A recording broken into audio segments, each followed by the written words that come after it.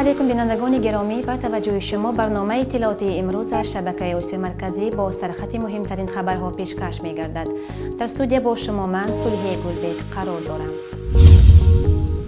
دوشنبه منتظر مهمانان برای برگزاری جلسه سازمان عهدنامه امنیتی دستجمعی است.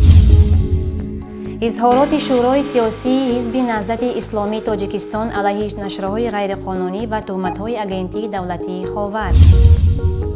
سفیر تاجیکستان در روسیه از انگشترین اطلاعی خوشحال گشت. شورای علما روز عید قربان را بعد 4 روز اعلان می کند. معلمه شکایت کرده در نتیجه سزاوار 10 ساتق زمین گشت. لعل بدخشان را در مزایده لندن تا $310,000 قیمت گذاشتند. 14 سپتامبر در دوشنبه جلسه مشترک شورای وزیران مدافعه و وزیران کارهای خارجی کشورهای عضو سازمان عهدنامه امنیتی دستجمعی برگزار می شود. وزیران مدافعه و کارهای خارجی دولت‌های ارمنستان، بلاروس، قزاقستان، قرقیزستان، روسیه و تاجیکستان در آستانه نشست سران کشورهای عضو سازمان مسائل هماهنگسازی تلاش‌ها برای تامین امنیت و مسائل سیاست خارجی را بررسی می کنند. ضمناً تاکید شد که در نشست سران کشورهای عضو سازمان عهدنامه امنیتی دستجمعی در دوشنبه اساساً به مسائل تامین امنیت در منطقه آسیای مرکزی و همچنین وضع در شرق نزدیک توجه ظاهر خواهد شد. همچنین خاطررسان شد که در نشست دوشنبه ریاست در سازمان عهدنامه امنیتی دستجمعی از تاجیکستان به ارمنستان می‌گذرد.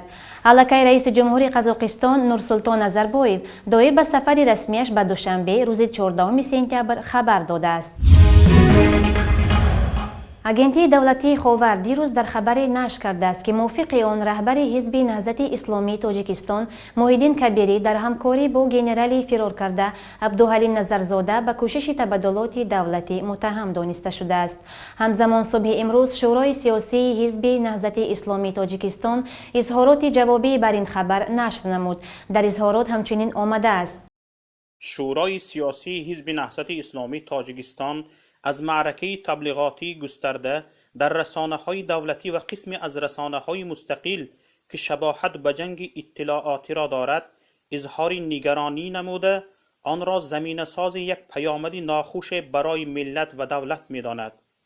معلوم است که این معرکه تبلیغاتی برای برانگیختن کینه و عداوت نسبت یک حزب سیاسی، رهبریت و اعضای آن روانه گردیده جهت آماده سازی ذهنها برای عملهای زشت و سرکوبگرایانه و غیر قانونی علیه یک قسم از شهروندان می باشد.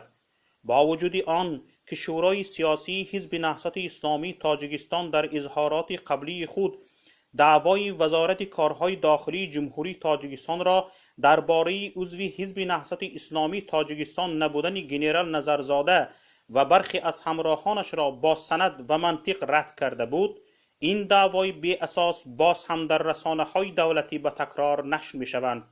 حالان که همگان می‌دانند طبق قانونگذاری کشور خدمتچیان ساختارهای نظامی حق عضویت در حزب‌های سیاسی را ندارند و این را پیش از همه باید خود مقامات دولتی این کار می‌کردند. اگر هر شهروند دست به جنایت می‌زند، پس در نزد قانونگذاری ناوابسته از منصوبیت حزبیش مسئولیت انفرادی دارد. زمان در حیات اتحاد نیروهای اپوزیسیون تاجیک بودن این افراد معنای آن را ندارد که اینها عضویت حزب نهضت اسلامی تاجیکستان را داشته باشند. برای تحلیل حالت کنونی در کشور وزیر هجوم‌های اطلاعاتی قرار گرفتن رهبریت حزب نهضت اسلامی تاجیکستان خبرنگاران ما با روزنامه‌نگار و تحلیلگر معروف سیاسی روس مکسیم شفچنکو تماس گرفته از اندیشه‌های او برخوردار شدند. باوری دارم که اگر گنرال فراری را دستگیر کنند آن را همچون عضو حزب نهضت اسلامی تاجیکستان در رسانه‌های دولتی معرفی می‌کنند. در حالتی که ما می‌دانیم گنرال نظرزاده اعضای حزب نهضت اسلامی تاجیکستان نیست و به این حزب عموماً علاقه‌مندی هم ندارد. نظرزاده در وظیفه‌های جدی دولتی فعالیت داشت. من عموماً به این تهمت‌های بی اساس و سفسطه‌های بی منطق باور ندارم که گویا در پشت همه این عملیات‌های گنرال نظرزاده حزب نهضت ایستاده باشد. اگر مناسبت حکومت نسبت شهروندانش در بابت حقوق و آزادی های دینی چنین ادامه یافتن گیرد، با باوری تام گفته می توانم که صدها آدمان دیگر نیز که عموماً به این حزب سیاسی رابطه ندارند دست به خرابکاری ها میزنند. امروز وقت آن رسیده است که حکومتداران دوست را از دشمن باید فرق کنند.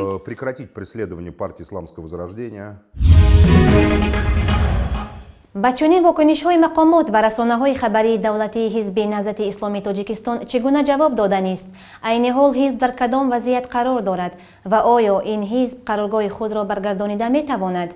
پاسخ معاون رهبر حزب نهضت اسلامی تاجیکستان سید عمر حسینی به سوالهای ذکر شده خبرنگاران ما.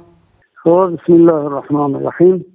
اصلا حضور شما عرض شود که درست است که امروز در مطبوعات کشور به خصوص در همون مرکز خبرگزاری امید خاور واقعا بعضی از مطالب به نشر رسیده است که خیلی وضعیت کشور یکباره به سوی تشنج و سوی کینه و عداوت دارد میبرند، در حالی که میبایست که این چنین مقاله در چنین شرایطی خیلی مطالب هرگز به نشر نمیرسیدند. خب به هر صورت ما حزب نهضت اسلامی تاجیکستان امروز تشکیل جلسه داد در سطح شورای سیاسی خویش و اظهارات را بنابر وضعیت‌های اخیر قبول کرد که شاید همین ساعت‌ها انشاءالله که در مطبوعات به نشر خواهد رسید و انشاءالله شما از اونجا موقع گیری حزب نهضت اسلامی تاجیکستان را در مقابل این حوادثی که اخیر در کشور با وجود آمدگی است در بین بگیم با سرکشی نظامیان خود حکومت و همچنین موقع حزب نهضت اسلامی تاجیکستان در مقابل این خبر پراکنی هایی که خبرگزاری های دولتی به خصوص و بعض خبرگزاری های مستقل هم دارن دنبال میکنن، موقع خود را به اینها در اون اظهاراتش اظهار کرده است، بیان خواهد کرد. شما میتوانید که در همین ساعت‌های نزدیک انشاءالله که این اظهارات را از سایت حزب نهضت اسلامی تاجیکستان انشاءالله که دریافت خواهیم کرد. خب و دایر به اون سوال دوم تون که درباره برگزاری انجمن دیگه ما گفته بودیم که انجمن حزب نهضت اسلامی تاجیکستان با قرار ریاست عالی حزب و یک وقتی نامعین و یک وقتی تو فرارستن فرصت مناسب به تأخیر انداخته شده است و ریاست فعلی صلاحیت خودش تا اون انجمن تمدید کرده است و تمام نهادهای حزبی دیگه از نهادهای مرکزی و محلی چی طوری که برن با اون بگیم که حالت قبلی خود ادامه فعالیت دارن میکنن و هر روز در قرارگاه موقتی که حزب نهضت اسلامی تاجیکستان برای پیشبرد فعالیت خودش گرفته در اونجا کارمندا جمع میشن و دیگه مسائل روزمره درست است که در محدوده کمتر ولی چطوری بود فعالیت ادامه دارد. همون روزهای اول هم گفته بودیم که قرارگاه که حزب نهضت اسلامی تاجیکستان در اونجا اجاره نشین بود، اون صاحب ملک خودش را دارد و اون صاحب ملک مشکلاتش به همون نهادهای حکومتی که اون قرارگاه را برای اونها فروخته بدن او همون بینا را خریدگی است. این مشکلاتی خودی همون صاحب ملک و بگیم که نهادهای مربوطه حکومتی بود که اونها دعواهای خودشان را در اون بگیم که محکمه اقتصادی کشور دوام داده استند و اون کارشو به کجا میرسد نمیرسد دیگه به حزب اونقدر ربط ندارد. حزب ما باشد اگر با مکتوب به سود اقتصادی شهر شنبه مراجعت کرد که ما دعوای صاحب ملک رفتن بگیرد ولی برای ما اجازت بدهید که ما اموالی که در اونجا داریم برای پیشبرد فعالیت خودمان اجازه بدهید که ما مالها و بگیم اشیاءهای کاری خود را از اون قرارگاه بیرون بیاوریم. ولی تو امروز این مکتوب ما هم جوابی خوب نگرفتگی است و دیگر نمیدونیم که اون دعوای مالکیت و بگیم که حکمی محکمه تا به کجا رسیدگی است اونقدر دیگر در اونجا زیاد پیگیر این کار نیست و امید داریم که مثلا انشاءالله که مثبت حل نشه، صاحب ملک و ملک خودش میرسد، چون که معلوم است که یگان غلطی و اشتباه تا امروز وجود نداشت در اون مالکیت که از 17 سال زیادتر میگذرد از صاحب شدن اون بنا و در این شرایطی که امروز یک باره چی شد که همه مشکلات ایجاد شد. مالکیت استاد کبیری همه غیر قانونی، مالکیت غیر قانونی ها امروز میبینید که مالکیت بگیم که جنرال هاش هم حکومت غیر قانونی و جنایی گفته اعلان ها دارد. دیگه خیلی کس به شبهه میافتد که چرا در یک زمان دیگه همه چیزا غیر قانونی است. امامالدین ستاروف سفیر تاجیکستان در فدراسیون روسیه با دعوت گوبرناتور ولایت ایوانوو در فورم دهم بین المللی صنعتی و اقتصادی انگشترین طلایی در شهر پلیس اشتراک نمود. مقصد اساسی فورم که نمایندگان منطقه های روسیه همچنین تاجیکستان، بلاروس، آلمان، ایتالیا، قزاقستان و ترکیه در آن اشتراک داشتند. تبادل تجربه و تکنولوژی در صنعت بافندگی، دوزندگی، مد و دیزاین بود. در چهارچوبه چهاربینی واخوری امامالدین ستاروف با گوبرناتور ولایت ایوانوو پاول کانکوف برگزار گردید که ضمن آن مناسبت‌های دوجانبه تجارتی و اقتصادی تاجیکستان و ولایت ایوانوو مسائل اقامت و با کار تامین نمودن شهروندان تاجیکستان از جمله دانشجویان تاجیک مورد بررسی قرار گرفت. سفیر تاجیکستان همچنین به خانه ملت‌های ایوانوو تشریف آورد که یک روز پیش در آن نمایشگاه نقاشی‌های رسامان تاجیک و قزاق شیر شرق در تصویر و گرافیک قزاقستان تاجیکستان عصر 20 افتتاح یافته بود. مفتی تاجیکستان سید مکرم عبدالقادرزاده میگوید روز دقیق عید قربان در جلسه شورای علما اعلان می شود. جلسه شورای علما روز 15 سپتامبر برگزار شده، در آن تاریخ دقیق تجلیل عید قربان اعلان می شود. عید قربان یکی از دو عید بزرگ مسلمانان جهان می باشد که آن همه ساله روز 10 ذوالحجه پس از 2 ماه و 10 روز عید فطر یعنی رمضان تجلیل کرده می شود. در تاجیکستان نیز بعد از سالهای 90 قرن گذشته در شکل رسمی از آن استقبال شده در این روز در همه کارگاه ها بسته و این روز استراحت اعلان می شود. مردم دارا عادتا در این روز بر اساس رسم و آیین مذهبی خود گوسفند یا گاو را قربانی نموده شخصیت‌های گرد و اطراف کمبیزات خود را نیز از گوشت آن بنصیب نمی‌گذارند. تماشابینان عزیز، حال و خبرهای کوتاه منطقه منظور شماست. تاجیکستان در رده‌بندی صفت زندگی افراد سالمند مقام 58 را نمایندگی می کند. این ریتینگ را سازمان جهانی هیلپ پیج اینترنشنال در پی یک پژوهش میان آدمان از 60 سال بالا در 96 کشور جهان تهیه کرده است. در گزارش امساله نتیجه تاجیکستان نسبت به سال گذشته 3 زینه بهتر شده است. میان کشورهای پس و شوروی قرقیزستان در جای 51، روسیه 65، اوکراین 73، گرجستان 29، ارمنستان 43، لیتوا 63، بلاروس 64 و مولدووا در جای 77 اند. نتیجه بهترین کشورهای پس و شوروی نصیب استونیا شده است که زینه 23 را معرفی می کند. بهمن نامور مطلق معاون وزیر صنایع دستی و هنرهای سنتی ایران در دیدار با نعمت الله امامزاده سفیر تاجیکستان در تهران خواستار ایجاد 2 مرکز فروش صنایع دستی کشورش در تاجیکستان شده است. بنا به اطلاع رسانه‌های ایرانی در ملاقات نامور و امامزاده در زمینه اقدامات و همکاری‌های مشترک و همچنین برگزاری نمایش‌ها گفتگو شده است.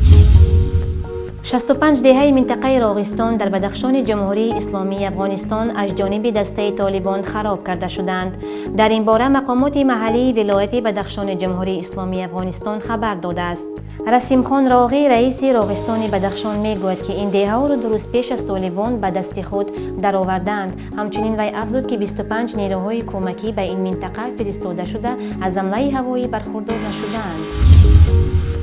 شرکت سامانیر اطلاع دادند شروع از ماه سپتامبر سال 2015 پروازها از دوشنبه به الماتی هفته 3 مراتبه روزهای دوشنبه، چهارشنبه و شنبه انجام داده می شوند.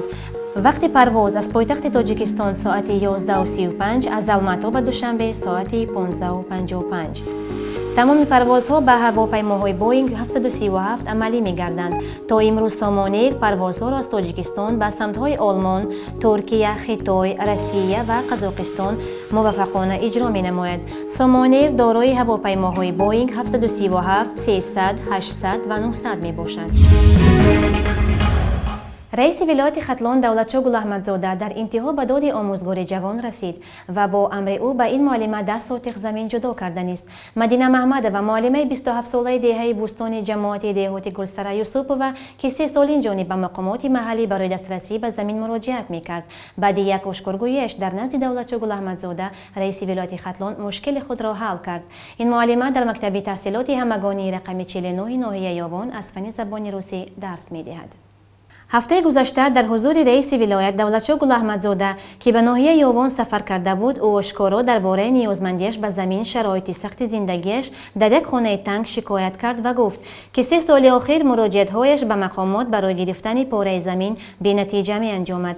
رئیس ولایت همان زمان دستور داد که این معلمه مکتب را صاحب زمین کنند. حالا بر طبق قرار مقامات محلی به معلمه محمد و 10 سوتق زمین برای ساختمان خانه وعده شده است. مدینه محمد و ابراز داشت که بعد صحبتش با رئیس ولایت گل احمدزاده به مسئولین سپارش داد تا برایش از نزدیکی مرکز ناحیه زمین بدهند و میگوید بعد گرفتن زمین و ساختن خانه علاهده از خانواده 15 نفره خوشدامنش کوچ میبندد. تاجیکستان کشوری غنی از جهت ثروت‌های زیرزمینی است، ولی نه همه این بایگری‌های کشور ثمرناک استفاده برده می‌شوند. برای اثبات مثالی را می‌توان آورد که به نزدیکی در مزایده‌ای که در پایتخت بریتانیای کبیر برگزار گردید، پاره از لعل بدخشان را $310,000 نرخ‌گذاری کردند. مزایده این دردانه گرانبها از مجموعه پروازه هنری هوب روز 24 سپتامبر در لندن دایر می‌شود. مسئولان کاخ چهاربینی امید دارند که این سنگ با نرخ از این بلندتر از قیمت پیشنهادی به فروش برود. گفته می شود که این لعل یا خود شپینل هوب از یک کان مشهور لعل در کوهستان بدخشان تاجیکستان به دست آمده است. سنگ های قیمت بهای بدخشان از جمله لعل و یاقوت از قدیم توجه دوستداران سنگ و جواهرات زیبا را به این منطقه کوهستان جلب می کرد. حالا تنها از کان کوه لعل سالانه تا 3 کیلو لعل به دست می آید که نرخش در بازار تا $5 میلیون برابر می شود. تاجیکستان در سال 2014 از حساب صادرات سنگ ها و فلزات قیمت بها $127 میلیون به دست آورده است. بینندگان عزیز، در همین جا برنامه خبری امروز خاتمه می‌یابد. آرامی و آسایشگی شما آرزوی همیشگی ماست. خداحافظ.